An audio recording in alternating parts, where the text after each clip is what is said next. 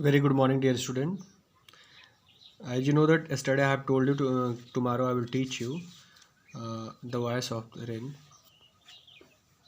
a poem. This is lesson number third in poem. कल मैंने बताया था कि मैं टुमारो मतलब आज के दिन मैं आपको ये पोएम पढ़ाऊँगा the voice of the rain.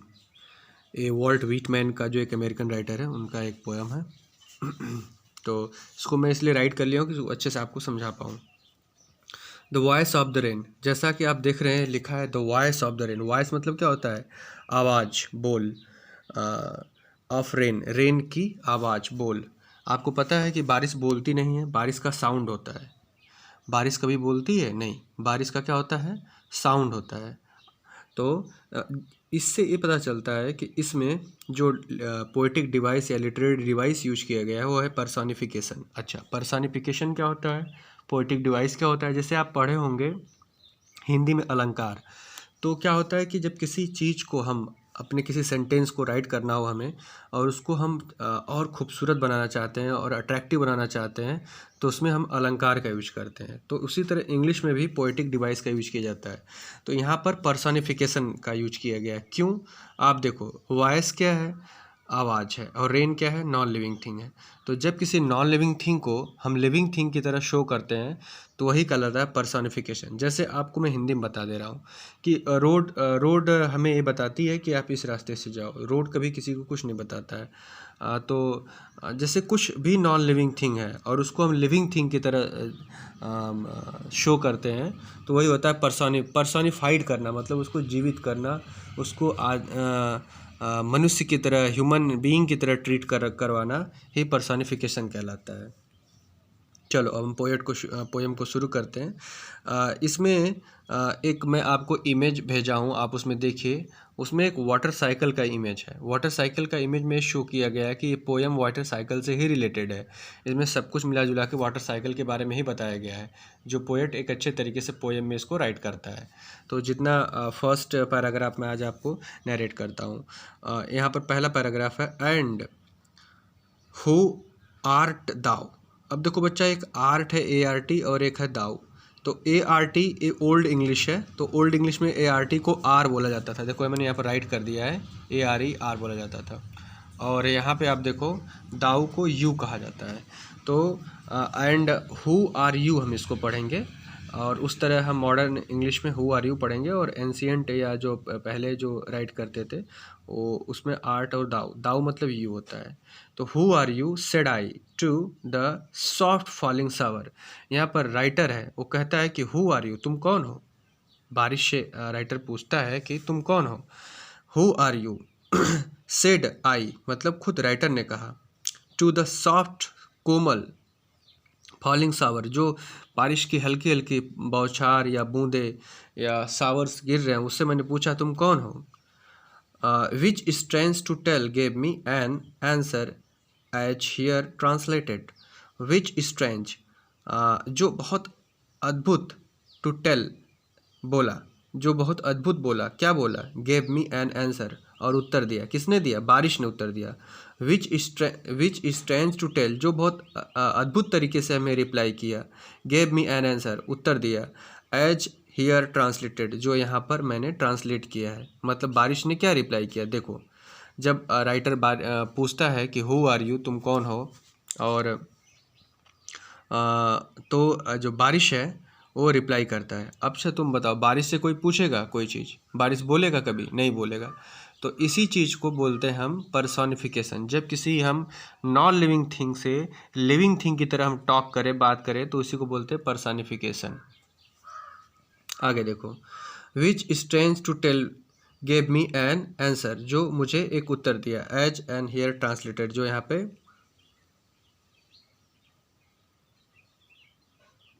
Translate किया गया है।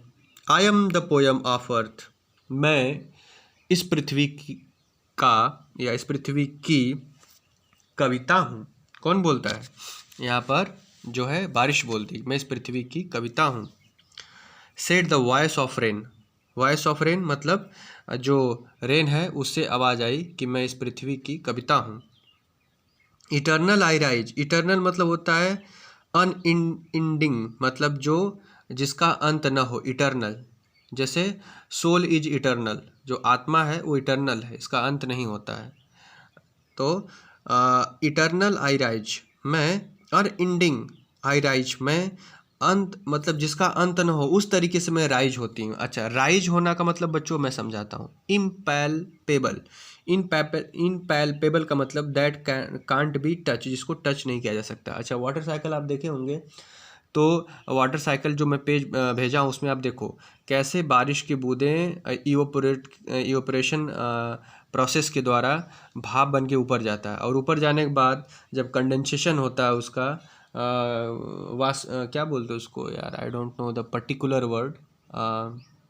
जब वो ठंडा होता है तो फिर वो बारिश की बूंदें बन करके, कंडेंसेशन, हाँ ठंडा होता है तो फिर वो बारिश की बूंदें बन के नीचे गिरता है। तो उसी को राइटर ने यहाँ पर बताया है। देखो राइट क्या किया गया है कि इटर्नल आई राइज, बारिश बोलती है कि मैं अंत, जिसका अंत न हो, उस तरीके से मैं राइज होती हूँ, ऊपर उठती हूँ। Impalpable, impalpable, that can not be touch, जिसको टच नहीं किया जा सकता है। Out of the land, out of the land मतलब मैं लैंड जो है ज़मीन है उससे ऊपर उठती हूँ। एंड द बॉटमलेस सी, और जो समुद्र है, बॉटमलेस का मतलब होता है जिसका अंत ना हो, जिसकी बॉटम का टच ना हो, तली का पता ना चले, उसको बॉटमलेस कहते हैं। तो जो समुद्र है उसकी गहराई का पता नहीं है, बॉटमलेस मतलब गहराई, तो वहाँ से मैं ऊपर उठती हूँ। फिर से देख लो, इटर्नल, मैं जिसका अंत ना हो, उस तरीके से मैं राइज होती हूँ। इम्पैल्पेबल तरीके से, जिसको टच नहीं किया जा सकता है। कहाँ से मैं राइज होती हूँ, कहाँ से मैं वाष्प बनती हूँ, मैं बॉटमलेस सी से, और आउट ऑफ द लैंड, और जो लैंड है जिसमें पानी इकट्ठा होता है, पॉन्ड हो गया, रिवर हो गया, इस तरीके से मैं वहाँ से ऊपर उठती हूँ। अपवर्ड टू हेवन, और मैं कहाँ चली जाती हूँ, हेवन में चली जाती हूँ। और हेवन यहाँ पर स्वर्ग नहीं, हेवन का मतलब यहाँ पर स्काई, आकाश में। वेरेंस, देखो वेरेंस है, वेरेंस मतलब होता है फ्रॉम, जहाँ से, फ्रॉम मतलब से। वैगली, वैगली मतलब वेग से बना है। अनक्लियर, जिसका मतलब होता है जो स्पष्ट ना हो, जहाँ मैं जाकर के अनक्लियर, अस्पष्ट रहती हूँ, मतलब बारिश को आप देख नहीं सकते ना, इसलिए इसको वैगली बोला गया, unclear. From head all together change and at from wood, या from all together change and at the same, और वहाँ जा कर के मैं अपने आप को चेंज कर लेती हूँ।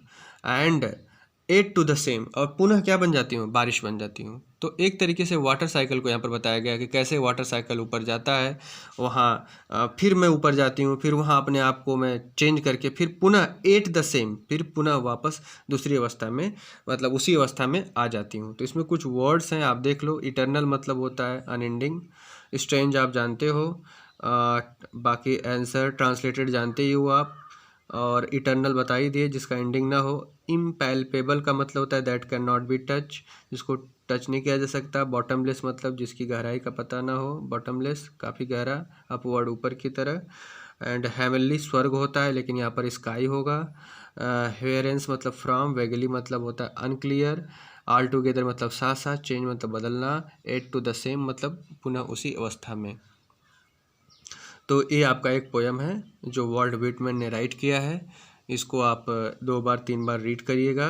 वॉइस में बता दिया कि इसमें जो पोएटिक डिवाइस है वो पर्सोनिफिकेशन का यूज किया गया। पर्सोनिफिकेशन क्या होता है मैं बता दिया हूँ कि जब किसी निर्जीव चीज़ को सजीव की तरह हम ट्रीट करते हैं तो उसको बोलते हैं पर्सोनिफिकेशन। क्या बोलते हैं बच्चों? पर्सोनिफिकेशन बोलते हैं। तो इसको आप देख लीजिएगा। और इसके राइटर जो हैं वॉल्ट व्हिटमैन, राइटर के बारे में थोड़ा ज़रूर पढ़ा करो, क्योंकि राइटर के बारे में जानना बहुत ज़रूरी है। और आपको पता नहीं रहेगा तो आगे अगर आप इंग्लिश लेना चाहते हैं ग्रेजुएशन में तो आपको प्रॉब्लम हो सकती है। जिसका फेवरेट सब्जेक्ट इंग्लिश है या नहीं भी है उसको भी राइटर के बारे में पढ़ना चाहिए। तो ये आपकी जो छोटी सी पोयम है इसको मैं कल फिर से एक वीडियो बना के आपको दे दूँगा, उसमें आप देख लीजिएगा। अभी इसको 2 बार 3 बार देख लीजिएगा। Thank you, bye, have a good day.